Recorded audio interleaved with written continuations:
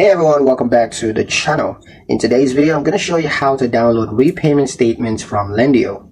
Keeping repayment statements is important for tax filings, accounting, as well as financial tracking. Lendio makes them accessible in your account, and I'm going to show you how.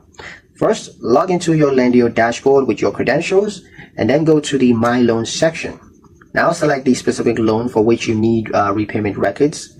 Look for the Statements or Repayment History tab, and you can browse through the list of available repayment statements, usually organized by date. Click the download icon, often a downwards arrow or PDF button next to the statement that you want, and you can save the file to your device. Statements are typically provided in PDF format for easy storage and sharing. Repeat for additional statements if you need multiple months or years. Now, a quick tip, some lenders connect through Lendio, also send repayment statements to your email, so you can check your inbox or just enable email alerts to get them automatically.